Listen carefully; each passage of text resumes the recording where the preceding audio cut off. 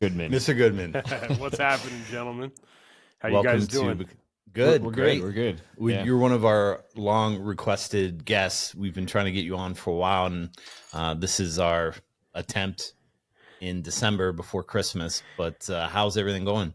Listen, I'm just happy to be here. I've caught my breath.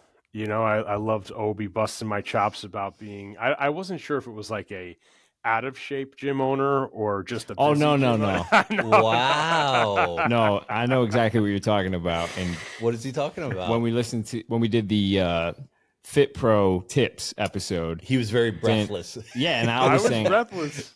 But he was saying- walking. Were you I out? was. listen, I didn't say breathless. I said I appreciate that he's a real world business owner. He's probably running from appointment to appointment. Listen, He's recording on the run. There's dogs barking in the background. That's I it. I was making a comment that I love that. Yeah, I was actually on vacation with a house full of family members, so I had to get out. I said, you know what, I'm going to kill two birds with one stone. I'm going to get out, get a little exercise, and put in my contribution for the boys. I loved it. That was a great tip. One of the other things it shows is you're someone that gets things done, right? Because you were one of the first people to respond back out of everybody we asked, and we really appreciated that. And I actually mentioned to Obi, I'm like, that's why you're so successful as an entrepreneur and as a business owner, because you have a task, you go do it, and then you move on to the next thing. But there's no hesitation. There's like, get it done, and then I have the next thing. That was one of our, not to jump in here, but probably the best tip I ever learned from our productivity episode was when something takes less than 5 minutes, do it now. Right. Like that has made such a big impact. And we appreciated your. Yeah. Thank you. I mean, I saw that list. I was like, damn, I was, still in a, very appreciative state of being like, I don't want to be last with this crew. And I hate having loose ends. It's just, it's something that keeps me up. I still keep an old school pen and paper. I've got it here. When I'm done with one, I go to the next one, but it just centralizes focus. And, it's almost like those mini wins in the day when I can finish the day and there's more things crossed off the list than I started the day with. It's just it might not equate to money like today or tomorrow. It's just a feeling of fulfillment. Regardless of, gym, not in the gym, but I think even with your training program, like old school pen and paper training program, putting in your numbers, crossing it off, like, I don't know. There's just a feeling of it's so satisfying and it's so simple. And I think it's one of the old school traits that are slowly going to the wayside, or that we're slowly losing the ability to do that, in addition to building real relationships, not like online relationships and all these other things, but face-to-face connecting with people.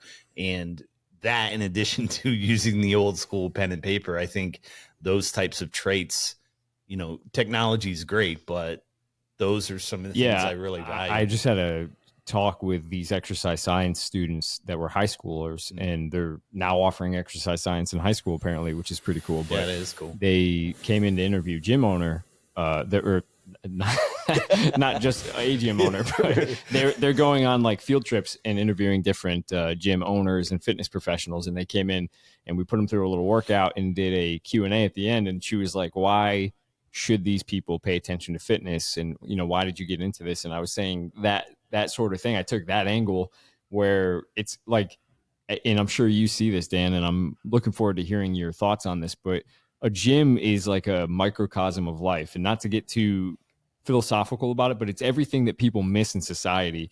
It's like connection to other people, small wins throughout the day, fitness, an outlet, just everything that people naturally lose with modern society. Not to give ourselves too much credit here, but I feel like we're providing that, It is. And, I was saying before, I think we started recording, but your episode with our guy, Kenny Santucci, is like, look, is there value in like online fitness? Of course there is. Is there value? Like, this is a digital means of value. Like, I hope people listen to shows like this and get a lot, we make commutes a little bit better, and there's a tremendous amount of value. But, we are like, we joke around here. This is like a healthy version of a bar. Like, people go to the bar for drinks and watching games and shooting the shit, but you guys like going to jiu-jitsu, I would assume, for more than just like the physical challenge. Yeah. You know, It's the physical touch. It's the physical touch, right? Yeah, for Smitty. That's a bad touch. Yeah, right. That's a bad touch. You know, you have like, but it's funny because when people ask, like, do you miss playing football? Like, I don't really miss playing football, but I miss the locker room. You know, I miss the friendship. I miss all the, you know, the bullshit associated with going to play, because, you know, you're in it with that group, good or bad, you're in it, and it forms a level of friendship that you're not going to get like just going to class or like doing your day-to-day tasks or job, because it's something different. And, you know, here, these people in the gyms, they become true friends. And they become true friends because sometimes we ask them to do things that are outside their comfort zone. When you do something outside the comfort zone, it establishes a relationship that's going to be more than just like, I don't know, going to get a beer with somebody. Yeah. That's what I was kind of talking about with these kids, is they don't realize it yet. Now, thinking back, I'm like the old guy in the room, like, hey, you don't know what you have until it's gone. But they're playing sports. They don't realize that when you graduate, you don't have that. Like, there's none of that is built into society. And I think some countries have it down a little better. Like Europeans, like every adult plays rugby or soccer, and there's all these rec leagues, and people are going and grabbing a pint after. And like, there's a little bit more of that baked into other cultures. And I just feel like one of the things that some of my foreign clients who, you know, train with us through the schools around us, they always talk about how serious everyone is here, you know, and I think it's to our own detriment. And one of the things that we try to instill in our coaches is like the main priority here is just making sure people are having somewhat of a good time, you know, like gotta be fun. Yeah. And so I'd love to hear about, you know, some of your early thoughts on how you and Joe got into the fitness industry, and why Varsity House, why is it named Varsity House? You know, were you guys training mostly athletes and branched into the general population, or what did that look like? So it's a long story. I mean, Varsity House started in 2006. I had nothing to do with the start. Joe Riggio was the founder. He was also my strength coach. No way. At the time, I was working the front desk at a gym called the Parisi Speed School in Bergen County. Oh, yeah. And they were growing so fast. And I had the unique opportunity to work the front desk. I was training there. I became like a cool down coach, it was called. And then I was doing that all before I left for school. I left for school, came back. That particular Parisi's went through like a little bit of a rebrand. So a lot of the people that I knew that were working there weren't there anymore. So I said, all right, like, let me look for something different. And my buddy had been training at a gym called DeFranco's. And I said, man, that looks badass. Like, I got to go over there. And I was out with a local buddy who was playing at University of Albany. He played fullback there. He's like, dude, like DeFranco's is like 30 minutes from us. He's like, I know a guy that's doing all like very similar. At the time, I didn't know what conjugate was, but it's like, that's the type of training, and it's out of your wheelhouse. It's going to be like less Olympic lifting and just more odd implement style training. Boxes, chains, bands. At the time, I really was not exposed to that. It was like Olympic lifting, sprints, speed school type of stuff. I was like, yeah, that looks cool. I remember calling Joe, and it was just like blasting music in the background. You could hear work was being done. This wasn't a regular gym. I was like, hey, man, I'm going to University of Rhode Island. Like, I'd love to come train. Like, I literally asked him, I was like, do you train like those guys at DeFranco's? He's like, what? Yeah, we do. All right, come on down. So I went down there, and I loved it. And like the style of training in 2007, I think I started training with Joe that summer of 2007, going into my sophomore year. It was so far out of my comfort zone, but in only like 6 or 7 weeks, my body really started to change, and I felt good. I felt more explosive. I went back to camp that summer, and I was like, wow, I feel a real difference right now. And I had a younger brother that was playing football, and I was like, dude, you're going to Joe. Like, all your friends are going there. I called my high school coach. I'm like, this is the guy. Like, it's not a fancy speed school, but I'm telling you, you need to start training with this guy. And without even really realizing it, I started referring him a lot of business because I believed in the product. I didn't care about like making him money or making myself any money. I was like, I want my high school and my brother's team to be good. And this is where they need to go to be good. And so I would come back wintertime. I would see Joe. Like one summer, he's like, hey, why don't you help me run a camp? We did a camp together. And I was like, man, like, I think I want to do this as a career because, to be honest, up until that time, really the only thing I was focused on was like having fun at school and playing football. I didn't really think too much about what was going to happen beyond that. And, you know, a year before graduating, I was like, man, I think I'd like to do some level of sports performance. And I just went up to Joe and said, hey, man, you know, I think I want to do this and I think I could help you. So whatever you think we could do, like, let me know. Not knowing where it would lead to. Fast forward some time, my redshirt senior year, we started collaborating on a business plan. I graduated in December, came home. That business plan came to life. I was fortunate enough, my parents, they were going to help me with school. I was able to get a scholarship to play at Rhode Island, and they gave me the seed money of $25,000 to invest to buy an equitable stake in Varsity House. And we opened the second rendition of Varsity House May 1st, 2009. And I'm proud to say it's the only quote unquote real job I've ever had. Wow. That's awesome.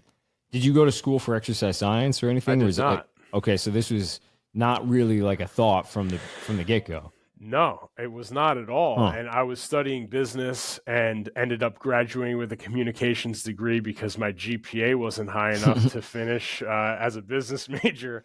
And I was like the classic football player that just didn't give a shit about school. Like, I didn't have bad grades, but it was just, you know. Communications degrees are like when you get to the end, you're like, I don't know what my major should be. I got all these gen eds. Yeah. It's like graduating undecided. Yeah, exactly. I know a few guys that went through it undecided. But I finished, and the unique part about it was that Joe still is to this day a professor at Montclair State, and he teaches physiology and anatomy at Montclair State. So I had a unique experience of getting a degree without getting a degree. Yeah. And then you're going to Exos. So it was like, okay. And I went out to Exos. And then it was like, hey man, you're going to Ohio. It's like, what are you talking about? What the fuck's in Ohio? Right. He's like, you're going to spend a week with Louis Simmons at Westside Barbell. I was like, who's Louis Simmons? Like, I knew who Louis was, but I didn't understand at the time, I didn't understand how cool of an experience it was going to be. And then I went out there. I was like, whoa, this is crazy. And then we spent time with Dave at Elite. And, you know, fortunate that he was able to help light a fire where I was able to backfill like the traditional learning experience with, you know, which I would have never gotten had I not had a partner and a mentor like Joe. Well, I think that's so perfect because my experience was similar where I had the real world exposure prior to the traditional, like you said, backfilling the education. And I think that is absolutely the way to do it because I think reverse engineering what is useful from your traditional education, which kind of sounds like is what Joe did for you. He did. I think is a much better way to like the application of that is going to be much easier and much more seamless and much more useful to you. Where like I kind of had a similar story a little bit where I was training with Smitty and then went to school. And so I had already been exposed to DeFranco and Louis Simmons and Dave Tate. It took you to the west side. Yeah, it was like a fly on the wall for 10 years prior to going to school. And I had an OB squatting at Elite with a cast on when he was in high school with a big fro. He used to grow his hair out. I just had a wrist surgery from a football injury, and I had no idea we were squatting at Elite. But we showed up, and for some reason, I didn't bring like shorts with me. So I'm Yeah. wearing like Jed's Jed's, yeah. 3XL shorts, like an extra medium Yeah. Fruit of the Loom white t-shirt. Nice. But the thing I think about like that is like goes back to like Goodwill Hunting, right? You can read a book, you can have this knowledge that you think that you have, but it's not the same as being in it. Like it's not the Yeah. same as going to West Side, squatting with Louis, sitting on Totally. the box. And Yeah, go ahead. no, and like the other thing I failed to mention it earlier is like part of the Parisi thing too. Like my high school strength and conditioning coach was Martin Rooney. Oh, there you go. Like he was the speed coach that Parisi sent to my high school. Wow. And like, you know, so I think you get a lot of it and I realized like first experience, I'm working the front desk selling $1,000 training packages at 17 years old. So I didn't even, because it wasn't my money. I was like, I don't know, like this is what it costs. Like it's awesome. Yeah.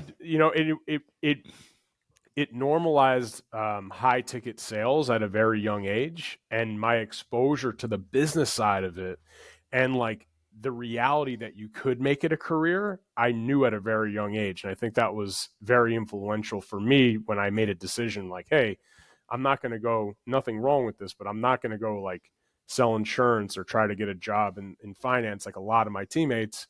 I think I could make this a real career. Was that a tough transition, because you have all this training experience, you're going out the West Side, you're learning about conjugate, you're training with Joe. Was it a tough transition to sit down with Riggio and say, like, we also have to learn this business side to make money? You know, how was it expanding your knowledge from just the train? Because we talk about this all the time, where if you love the train, that's amazing, and you have this vision of opening a gym, but you have no business experience. You spent the last 20 years reading every training book, and you know nothing about, you know, a P&L sheet or anything like that.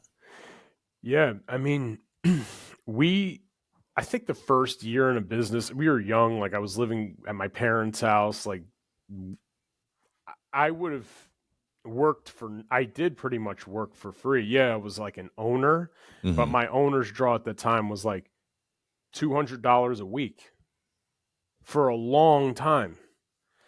And it was like peanut butter sandwiches, sleeping at home, like 0 days off, like 7 days a week, training sessions on Sunday at 8 a.m. Like I didn't care because I wanted it to work so badly. And I think that level of sheer like willpower can take you a certain way. And then it was like, okay, well, that was maybe the first 18 months or 2 years. And it's like, okay, now we have an employee. Now we have like some other things that are making this real. And I'll never forget, we had maybe like 50 football players one summer, and we were like killing it, making money. We had wrestlers, like we had track and field athletes, and August 15th rolled around, and we went from having like 50 or 60 clients to like 5. And it was at that point where we were really starting to make a little bit more money. Like I was getting used to making a little bit more money, and then it was like back to zero. We had like one adult client. There was no work to do. And we had some money saved, but not enough to hold us over for 3 or 4 months when the football kids returned. And we just looked at each other and we're like, dude, we gotta do something. Like we gotta figure this out. Like we have to professionalize this. And on a credit card, you know, we swiped a credit card to go visit a business coach, Pat Rigsby. And, you know, we flew down to Louisville. We spent a couple of days with him, and he just found a tremendous amount of unused capacity in our standard operating procedures and our schedule. And we just flew home and we're like, wow, we don't know anything. And just that awareness, like awareness precedes change. And he gave us context of like what the best gyms in the world do with their time and what they do with their schedules.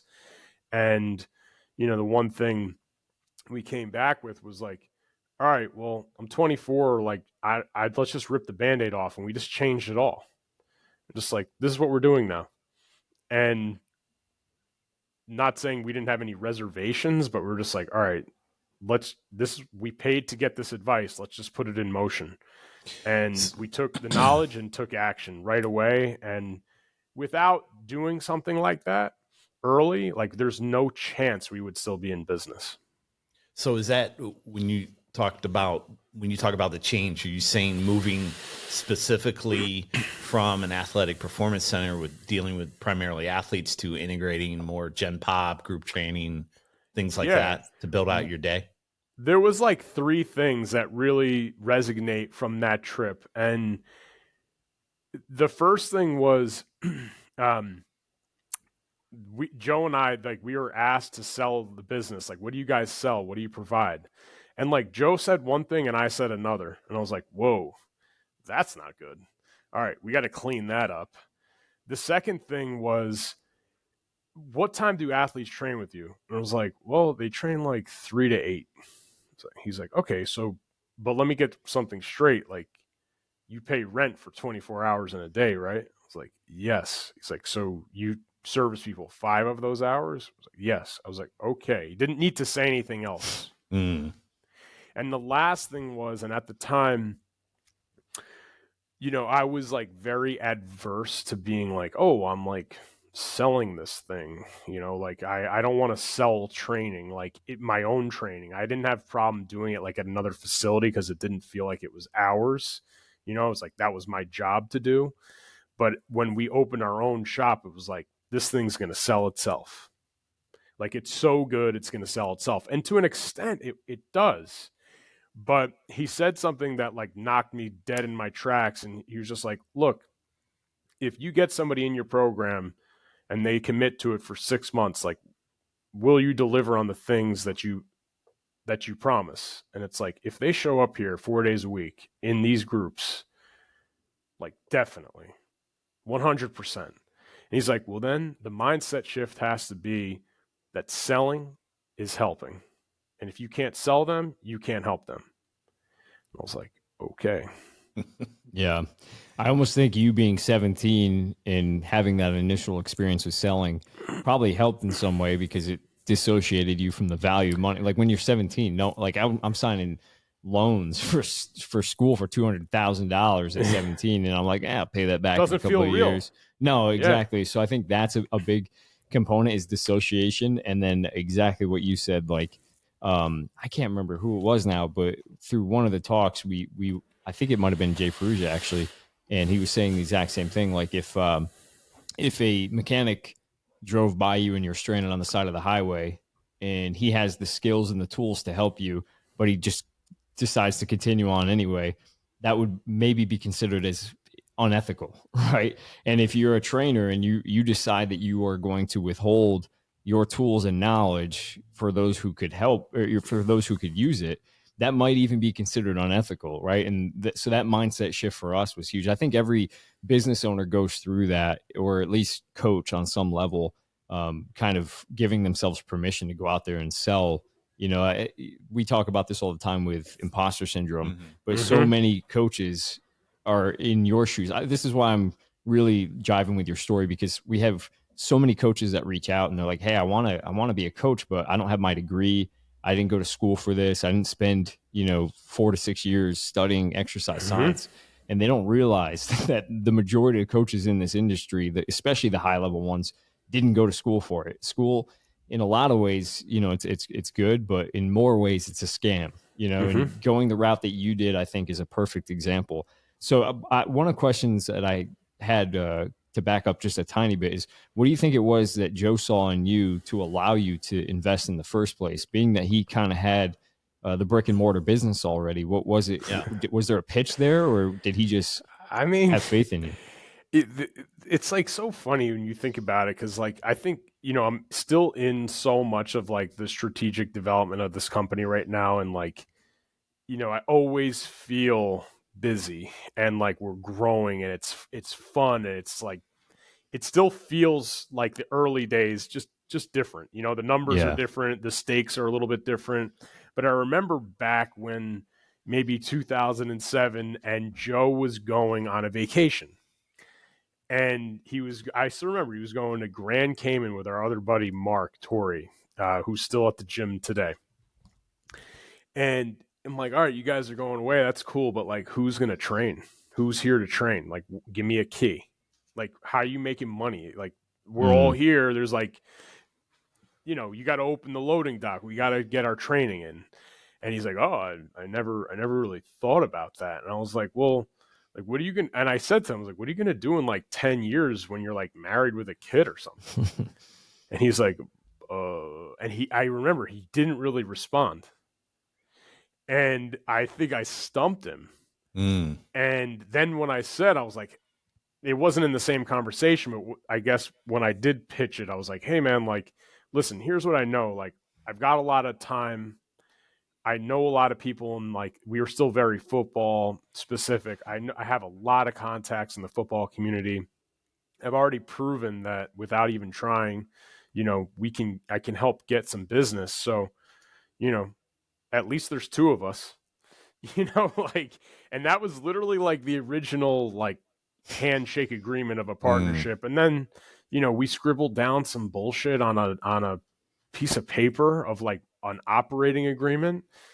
And the funny thing is with all that is that at the time, we both knew that we wanted to coach, but there was a delineation of like, hey, Joe's going to be in charge of the internship and education at Varsity House, and Dan's going to be in charge of the marketing and the business of Varsity House. And fast forward to today, like a lot of those original plans have come to fruition. In the middle, they were very gray because it was him and I just meddling in every seat of the business and just hanging on for dear life on a business going 100 miles an hour. But today, those original plans, a lot of those plans have shaken out to come true. So, I mean, and maybe we'll get him on a show here and he could tell his version of the story, but that's how I remember it. That's good enough. We'll accept your word. So you're sitting in with Rigsby, and Rigsby asks you, like, what's the vision or mission statement? And you give a different answer than Joe. Totally. And I thought, was there ever a time where you guys disagreed on something that was really big for the business? And if so, how did you resolve that? How did you work together to get a unique or similar vision moving forward for Varsity House? That's a good question, Smitty. So I wish I could say that we never disagree, but we disagree a lot on a lot of things. Right. I think we level each other out. But here's the one thing is that, like, once the decision is made and we're like, hey, this is what we're doing, I'm not going to speak negatively about the decision that we made with peers in our industry or with employees in our business or with our clients. Like, that's my guy. You know, I sat in there, we said, hey, we're going to be in arms in this thing, and we shake hands on something. And even if I'm going like kicking and screaming, like, if, you know, I might not be in love with the idea, but if it's something that really he's focused on, he wants to see it through, and I sign off on it, or vice versa, it's like, you got to be in it. It's not like, hey, I told you we shouldn't have fucking done that. You're an idiot. Like, not saying that that's never been said, but, you know, like, sure, I'd rather say it to him than like be bullshitting behind his back, you know? So, absolutely. I don't know if that answers the question, but more, I mean, in specifics, I think if we're getting an example of maybe like I mean, when we first rolled out the 6-week challenge, we've done 25 of them, and they're our version of it. I know, like, we don't have to talk about that in terms of like a product or anything like that. But I was like, I don't know, man. Like, do you think people are going to want to do this? Like, I don't think it's that great, whatever. He's like, I'm telling you. And he was fired up about it. He's like, I really want to do it. I think it's going to be fun. It's going to be like a training camp for adults. Like, we get kids ready for training camp every year. Why can't we do it for adults? I was like, all right, man. Like, if you want to do it, like, I'll coach some sessions, but like, I'll help you with it, but I don't know much about it. And, man, I mean, you know, that program is responsible for, you know, making like millions of dollars for our company. So, Wow. that was a decision that if it were like left up to me, like probably wouldn't have been made, or at least made then.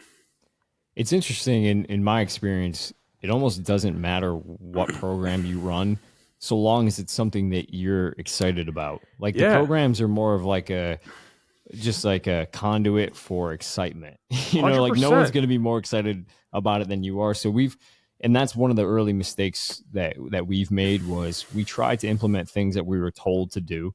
We followed some gurus and we did programs and, not taking away from those programs. I think there are things that can be learned from it, but the biggest lesson we've learned is whatever we implement always does better because we believe in it, we understand it, we know exactly why we're implementing it. So speaking on some of the early mistakes, are there any things that you guys had to learn the hard way, in terms of business owners that you now look back on and recognize to be some of the big mistakes and maybe some pivotal moments that you've come out on top? Yeah. Just wanted to champion what you said there too, is like, you brought up a great point. I think it comes back to like one word. It's just enthusiasm. Whatever you're enthusiastic about, like you're going to get better at. Like Smitty loves, wrestling with you, and you guys are getting better at jujitsu, but it's like a friendship. Well, I wouldn't go that far. I wouldn't go that far. Yeah, I think you're wrong on both accounts. Yeah, no, but, it's true. A pivotal moment in terms of a mistake. Man, there's so many mistakes. We make mistakes every day. I think from a leadership, I'm in like the integrator role now, like the CEO of our company. And one thing, you have to relinquish control. If you want to lead other, and empower other people, is understanding that like people in your business are going to make mistakes every day. And you are either going to micromanage and stifle their growth, or you're going to allow them to fail forward and build a barrier or bumpers, if you will, to allow them to continue to progress forward. And in the early days of Varsity House, there wasn't a lot of empathy for mistakes. You know what I mean? And, I look at it's like, man, I mean, think about all of our careers. It's like you learn way more from losses than you do from wins. Way more. Yeah. Way more. So, becoming a better leader, I know that's kind of a glossed over big thing, but allowing people to make mistakes and fall forward and champion the things that they're doing well. And then another thing is, I would say like we moved to a new space. We were able to have a unique opportunity to move to a new space in 2014, which is where we house HQ today. And it was a really big moment for us where we were able to become partners in the property, build the place to suit, and all those things, and which was awesome. But we did that with like very little understanding of a budget and a P&L. Like we knew it was like, all right, members in, this is how much we're making, this is how much we're spending, but like we didn't know anything about leading indicators, attrition percentages, like budget of like how much fixed expense should be as in comparison with our revenue, profitability, what it should be. Like we had no idea.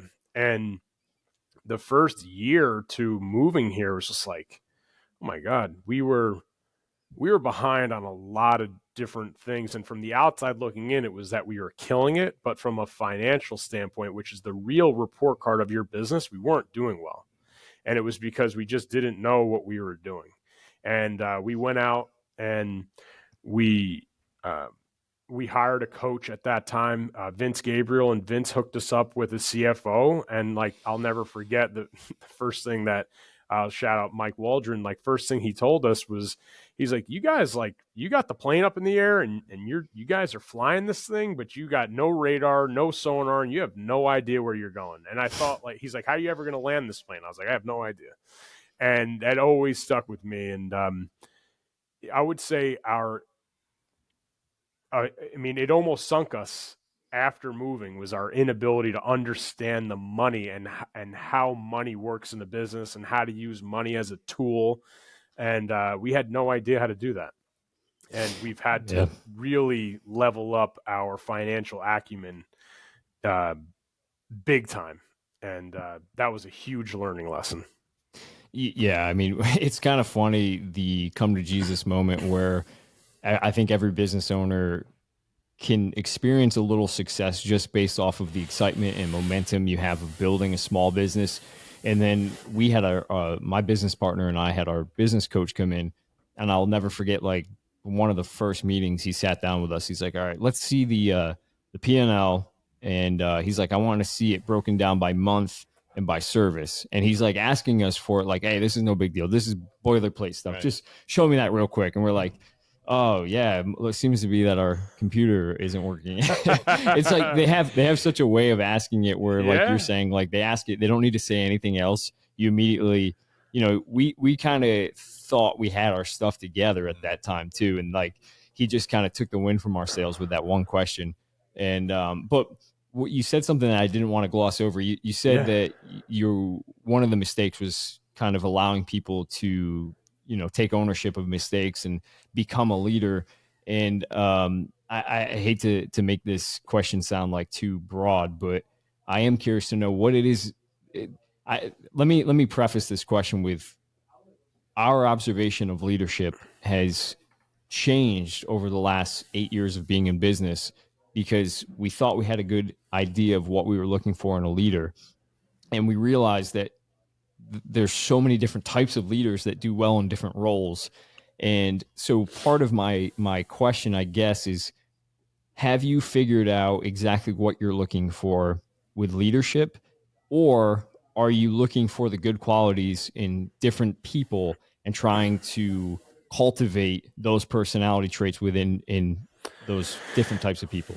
That's a great question. And the latter of it is what I'm going to focus on. We hire and fire based on our core values. And anybody that's listening to this and there's like, I believe every business should have core values, like no matter how big or small. And ours are hungry, humble, committed to excellence, and socially smart. Like, you're a good person. We have our interpersonal code of conduct here, which is SWIFT. It's smile, work the room, instigate success, find a friend, and be thankful. That's what coaches and administrators do here every single day. And the year-end reviews are happening right now. It's a plus, minus, or neutral grade on each. And that's how you get graded in our business. And we don't have to be best of friends, but you have to have those qualities. You could have different hobbies. You could have different interests. I don't care about that. What I care about is, if I'm bringing my son in here to train with you, are you swift? Are you hungry, humble, committed? Or are you socially smart? Are you going to talk to my kid like an asshole because you played D2 football? I don't care. I want you to treat everybody in here with respect.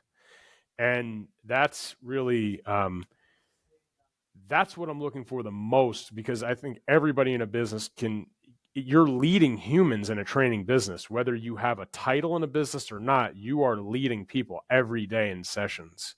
And that's very important. In terms of like more specific roles, like, we're looking for certain qualities, like out of our facility leaders, of course.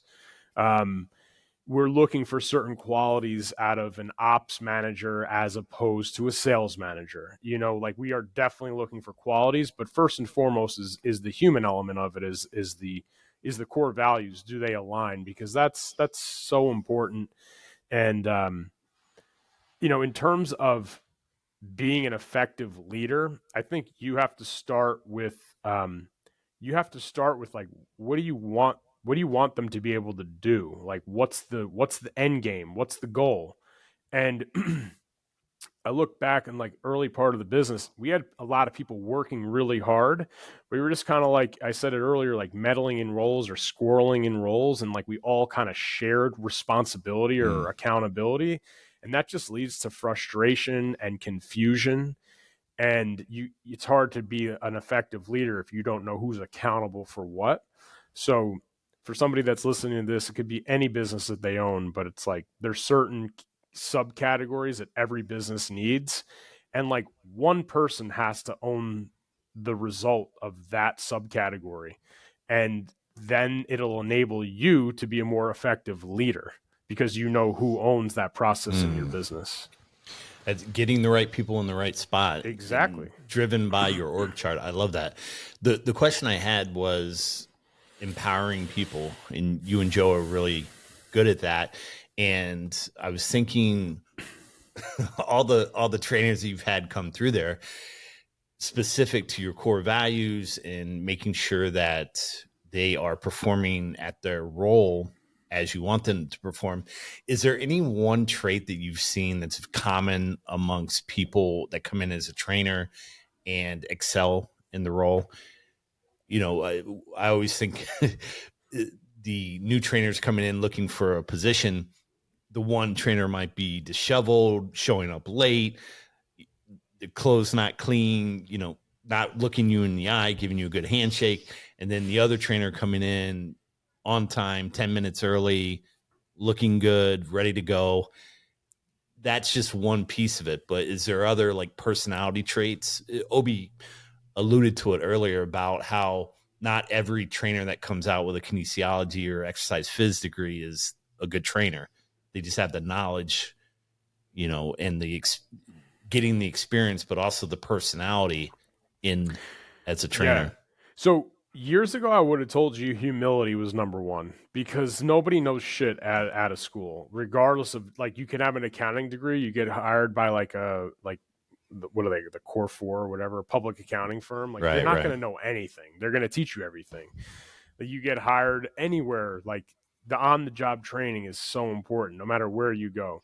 Absolutely. So I would say like 5 years ago, I would have said humility, which is one of our core values, because you have to be willing to learn and you have to be willing to take action with the new knowledge.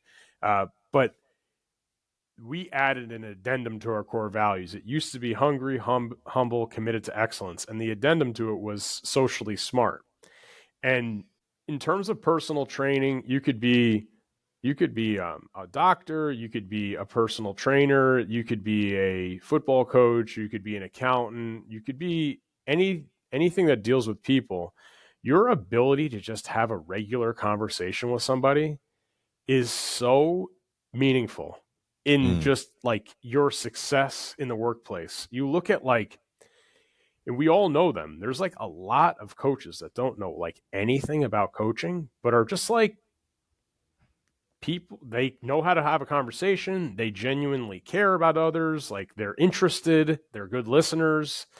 They're socially smart and they make money. And you can see like we have an internship program every year and like we'll get 4 or 5 people to come through and like, there's some like really qualified people that do the program, like master's degrees or getting a master's and have gone to like prestigious schools and, might know a lot about training or be jacked or strong. And it's just like, dude, this guy can't talk to anybody. Like they're going to have to either go research route or like, nothing wrong with this. It's like maybe they just need to like be a professor or like researcher or college strength coach. Yeah, like all the way. Yeah, well, I mean, yeah. I mean, in that sense, in terms of being a college strength coach, you don't have to sell anybody to come in, but to that point, like you still are. Everything is selling because you're getting those kids to believe in you. True. Yeah. And that is being socially smart. So you might get the job, doesn't mean you're going to be good at it. Yeah, that's a great point. Well, one of the things that I appreciate about your message as well is so many people see the business from the outside and they immediately assume success. And I think part of that is just the way people try to emulate other strength coaches in the industry on social media, and they curate their feed to make it seem like they're doing well because they think that somehow breeds success, instead of being honest and in trying to be humble and learn more from others in the industry who are doing well.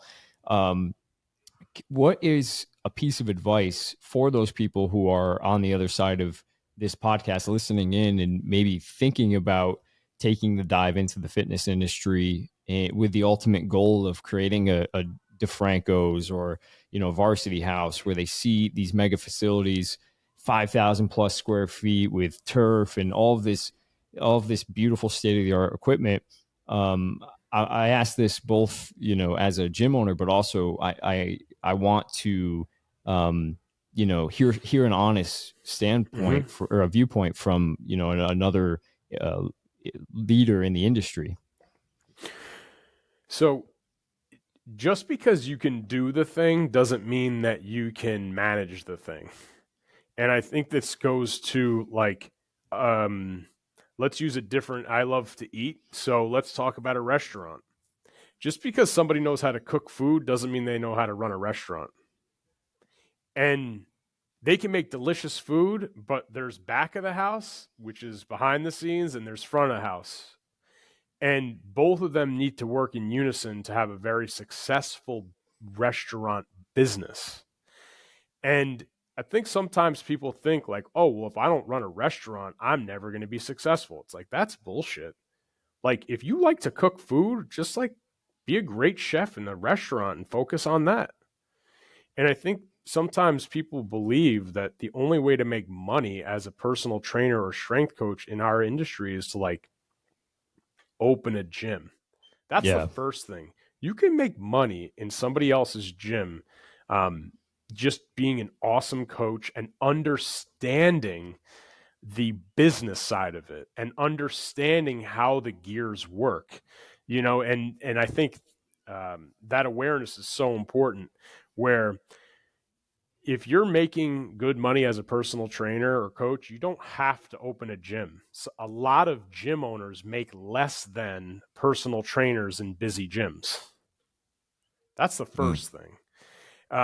But if your goal is to run a gym or open a gym, I think there's certain things that I look back on, like, not to make it like about us, but I look back on like Joe and I getting synced up, and I sometimes think like, man, like that's just like that. I call it like lightning in a bottle, but I was doing the thing before I was really tried to do the thing. Like I was referring the business, selling the business, doing the product, learning about the product, training others, like for nothing.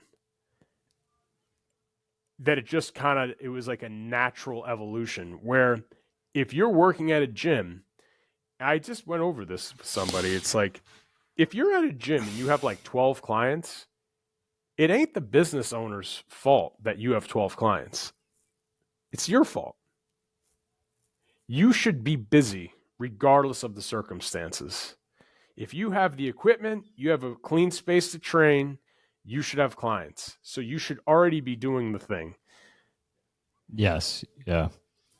The other thing I was going to talk about was many people don't think about the other aspect of being an entrepreneur and being a family man. And I love this one quote talking about live your life as if your children are watching you and taking notes of how to live their life. And I wonder, from your perspective as an entrepreneur, we get to spend a lot more time with our kids, which is very fortunate. I come from the corporate America situation, and then I moved in and transitioned into full-time entrepreneur, but I was doing it on the side for 20 something years, and I finally transitioned. But being I was reading the articles when you were still in corporate. Yeah, don't worry. Yeah. I was there. So, thank you.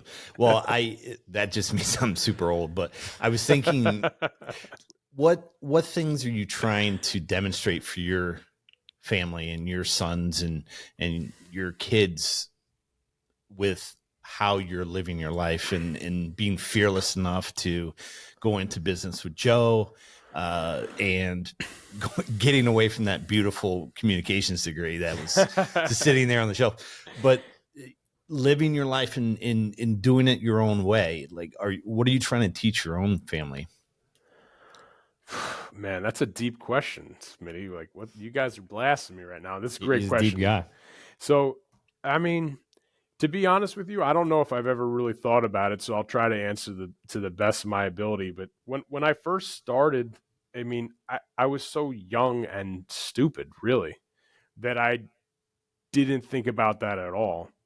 Now, looking back and being a parent today, I give a lot of credit to my parents for being like, okay, Dan, like, you want to do this? Like, you believe in it? Like, okay. And they literally made me like pitch them like what my plan was going to be.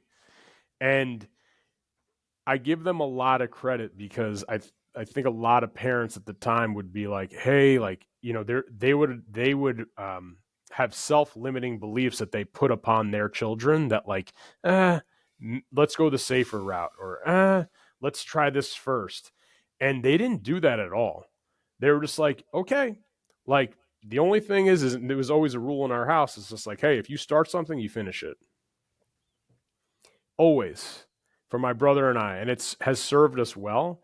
And with my son Chase is like the only thing that I hope that I can instill in him is that uh, whatever you start, you got to finish it, and you can do whatever you put your mind to. I know it's cliched, but you know, it might not be straight through. You can't bulldoze your way through everything. You're going to have to finesse some things and find other angles. But as long as you're committed to seeing it through, you will. And hopefully, hopefully one day he'll look and be proud of what we've built. But for me as a dad first, I hope he's as passionate as I hope he's as passionate about something as I am about this. Really, that's the only thing I could hope for, because a lot of days it's not like I'm not checking my bank account or how much money I'm making or all those things. It's like that's not the burning desire that gets me out of bed. The burning desire is this company and the success of the company. And it's like I can't even really quantify what winning is, because we're not even close to being there. But I know what our goals are for this year, and shit, we got 16 and a half days to go. And that gets me out of bed every day. That keeps me fired up. And I hope that he will be able to see the passion and enthusiasm for going to work every day, because I don't think a lot of people have that. And man, like to me, that's like, that would suck. You know, that would suck. So, well, one of the things I know for a fact is that you don't grow as a entrepreneur, a father, a leader without learning about yourself. And you've had plenty of opportunities to interact with employees and clients. I'm curious to know, what have you learned about yourself as a leader, as a business owner, through this process? Man, what have I learned about myself? You don't have to make a decision right away. You can table conversations. You can have a lot of great goals or aspirations that might not be just right now. And I think it comes back to a question that I think Smitty asked, like, or OB, you know, was it, you know, with Joe and I making, having indecision or not being on the same page. A lot of the ideas are good ideas, but sometimes they have to wait. And I know my personality is a lot of times like being a quick start to finish something. Sometimes I'm just so in a rush to finish something that it doesn't get done the right way. So knowing myself is like, hey, maybe I need to pull back a little bit, gather some information, gather my thoughts, sleep on it, and make a decision tomorrow. And early on, I mean, I know for me, you know, in terms of leading other individuals, you know, I think one of the qualities that I definitely have is I want to be liked by other people. I think most people want to be liked by other people, but sometimes you just need to say what needs to be said, regardless of if somebody's going to like you or not afterwards. And you can do it respectfully and with tact, but just letting something fester when you know it's fucked up is not going to serve anybody. And it's certainly not going to serve that person. Well, I think it's evident that you guys have learned that, because the lines you draw in the sand become your virtues. And you guys are obviously, you guys have your ethos, you have your messaging, you have your core values. And I think that's ultimately what people are buying into, right? Totally. I mean, it's, you guys are not far probably from 100 other gyms with it. Like, I feel like down near the city, Jersey, all that's just such a hotbed. It's like walking down, a street in the Bronx and seeing pizza joints on every corner. Yeah. I feel like that's that's kind of the gym strength and conditioning warehouse vibe that you get down in your area. So it's very evident that you've done that. I think that's probably a huge contributor to your success. And I also love your message, because I think we talked about this with Dean Somerset when he was on, that it's the ultimate goal of every person that has any inclination towards the fitness industry to somehow open this mega facility. And there are a lot of things that I didn't know before I opened a facility that would have been nice to hear. And I like that you're saying it. And, we were just talking about this with a friend of ours who owns a gym.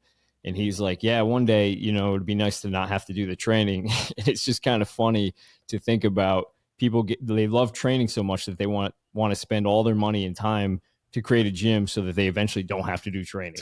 Right, exactly. So it's kind of backwards. Yeah, training on your own terms. But, yeah. And we all know this, but that which you own, or that which you own ends up owning you. Yeah. Totally. And so there's definitely no escape from the pressure you would normally have from a boss or someone you work for. So you really have to be committed.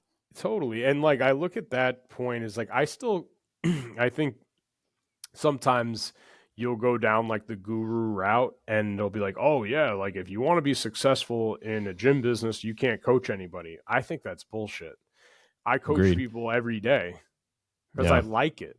I like doing that. It's an outlet. It's one of the only, I don't coach a tremendous amount, but in the hour or two that I get to do it every day, or I get to train with training partners, like I don't think about shit but that, which is cool. Yeah.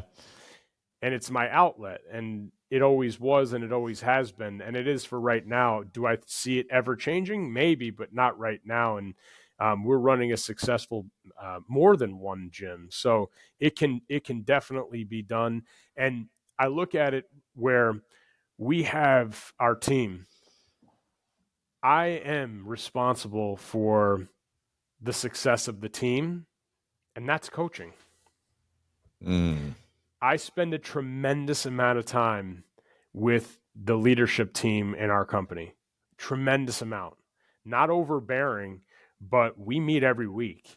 We have a cadence every week. We have the same, it's like a booked appointment. I don't miss it for anything. And if I do, they're going to know about it. And I'm very respectful of their time. But that's coaching, and their success and your ability to pour into them and them leveling up. That's your success. That's your coaching tree, right? That's how I've looked at it. Yeah, that's great. You're transitioning. Instead of coaching clients, you're coaching your team. Yeah, you're still coaching though. Well, Dan, I know that you guys have your business of strength and your mastermind group. Can you tell us a little bit about that and where people can get involved if that's something that they want to pursue? Yeah, it's simple to find us. It's the businessofstrength.com. We host a quarterly event. We have a podcast, the Business of Strength podcast. There's tons of free information there. People can email me directly, dan@varsityhousegym.com. I answer and get back to any email that I ever get about business. And that started 6 or 7 years ago when we were doing our Jim Jones. We became Jim Jones certified instructors in 2013, maybe. And Joe and I, at that time, we are seeing this certification, the CPPS certification. We're like, man, that's awesome. Like, we should host a training certification. Why not? And I remembered flying back from Salt Lake City, and I was like, Joe, like, did anybody ask you any training questions like the whole week we were here? And he's like, not really. And like at the time, we had like a combine group, like we were doing some cool stuff. And I was like, yeah, what kind of questions are people asking you? And they were all business related, like almost 100% business related. And I was like, man, like maybe we could like bridge the gap and just like talk to people about how to be like a more organized coach and like make more money as a trainer. And, how to do the necessary things to grow a business. Like we're running one, why don't we show people how to do it? We hosted an event and like 15 people showed up and we're like, okay, that was cool. Let's do it again. And we did it again. And one thing led to the next. And over the next 3 years, like we were just answering a tremendous amount of questions for free. So we started a podcast, and then the podcast turned into events, and the events turned into a group that it's a powerful group. It's not huge. We have 25 gyms in the group. We speak every week. We're teaching a lesson every week, weekly check-ins, one-on-one coaching calls. It's been awesome. It's been rewarding. And the cool thing about it is it's not a license. It's not a franchise. It's, hey, you run your business. Like we might just be a few years ahead of you. So these are some mistakes that we've made. So here's how you can circumvent those. And then obviously we have all of our standard operating procedures, year-end reviews, marketing calendars, automated responses, marketing plays, our athlete open enrollment system. We teach everybody on how to run that. So it's somebody that wants to stay true to their brand, but just wants to skip a few steps. The Business of Strength is an avenue in which you could do that. That's beautiful. I mean, don't underestimate even the power of accountability. Yeah, even if you weren't bringing beautiful knowledge that's been forged through the years of you guys making mistakes, even just the accountability alone, I'm sure is worth the price of admission. Yeah, no, it's been fun. And it's, you look at it, it's like with you guys doing like Becoming Ronin, back in the day, like speaking about our processes made them more formidable on our end too. Right. So, it was like Joe and I, we were just rapping about gym business and things that we need to get better at. But like, I would hope that, the podcast, you guys are doing it together. And when we do the podcast, like this was an hour I was looking forward to, and is this work? I don't know. I don't really consider it to be. So when we do the podcast on our end, like I look forward to it. When we host events, I love it, so hopefully that passion shines through for the businesses that we work with. And we've had some since the beginning. I'm able to talk to gym owners from the UK to Australia to California, Montana, Florida. So the perspective is pretty cool because there's no union in strength and conditioning. And that's why it's so powerful for us to unite on a front and where we can collaborate and just talk about what's working and what's not working and where to shop for better rates on things. And there's no centralization for it. So it's important that, whatever community of professionals you align with, that that's the power, I'm sure, of what the CPPS was. And it's like, you have people that probably did that certification like a bunch of times just to come back and like see familiar faces. When you guys hosted here, you had guys from the UK, and I was like talking to some of them like, yeah, I've done this like 3 times. I was like, cool. Like, why are you doing it? It's like, I just love seeing all the people and talking train. And I was like, oh, cool, man. Like power of community. Exactly. Yeah. That's what it is. Awesome. Well, Dan, this was incredible. I got a lot out of it. I know a lot of our listeners are as well. We really appreciate all the wisdom and your time. No, thanks you guys. It was an honor to be here. I really appreciate it. Absolutely. And give our best to Joe. Definitely. We'll do, guys. Thank you. Thanks, sure. Stan. Thank you.